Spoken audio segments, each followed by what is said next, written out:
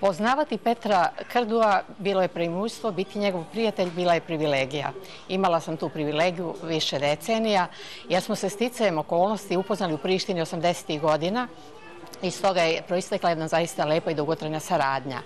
Njegovu poeziju sam upoznala tada i bila sam zaista onako blago rečeno u nekom stanju otkrovenja, jer je to bilo nešto sasvim drugačije od knjiga koje sam do tada imala priliku da čitam.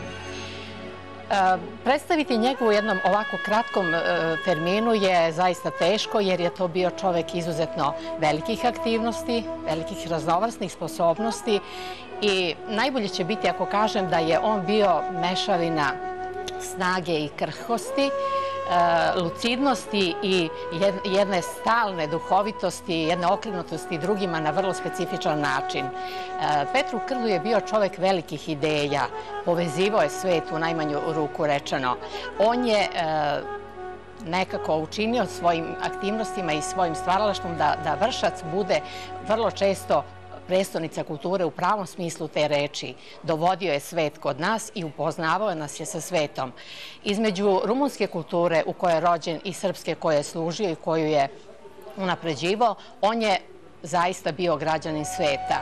Po svem onome što je radio, ostaće njegovi intervjui jedinstveni svakako sa velikim umovima sveta kao što su Cioran, Ionescu i mnogi drugi, Rainer Kunze i mnogi drugi, a svakako će biti zapamćen po saradnji sa velikim pesnicima koje je na neki način vezao za našu zemlju time što ih je uvrstio u dobitnike Evropske nagrade. Obogatio je srpsku književnost velikim brojem prevoda, oko 20 knjiga je on ostavio prevedenih iza sebe, time što je prevodio poznate svetske pise, a i naše pise prevodio na francuski jezik ili na italijanski.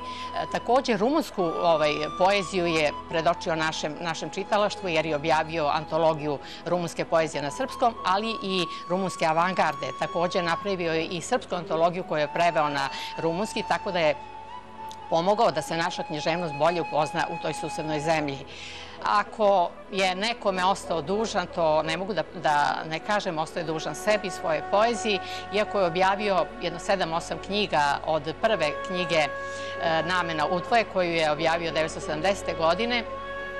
Bojim se da je malo ostao dužan svom stvaralaštvu, radeći na stvaralaštvu drugih, i ta njegova poezija će svakako tek morati da se na jedan dublji način osvetljava. Dobio on i dosta nagrada za svoj rad, pre svega je dobio nagrade za prevođenje i uređivanje knjiga. Mislim da smo mi njemu kao svet, književni svet kojem je pripadao, ostali dužni nekoliko nagrada koje je njegovo delo zaista zaslužilo, ali ja se nadam da mi inače imamo običaj da kasnimo i da prepoznajemo vrednost tek kad je izgubimo, da ćemo nastojati da propuste nadoknadimo time što ćemo njegovo delo učiniti prisutnim i vrednovati ga na pravi način.